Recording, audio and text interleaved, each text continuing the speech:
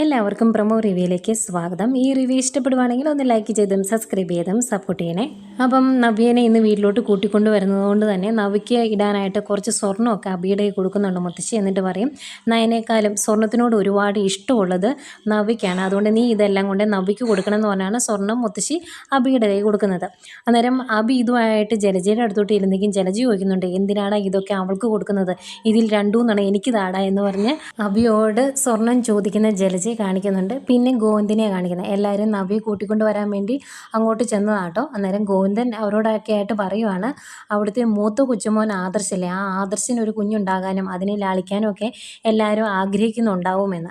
അന്നേരം ജലജ കനകയോടായിട്ട് പറയുവാണ്, ഇനിയിപ്പം നിൻ്റെ മോള് പ്രസവിച്ചില്ല എന്ന് കരുതി ആദർശിന് വലിയ വിഷമമൊന്നും വരികയില്ല എന്ന് പറയുമ്പം, അതെന്താ ജലജ നീ അങ്ങനെ പറഞ്ഞത് എന്ന് കനക ചോദിക്കുന്നുണ്ട്.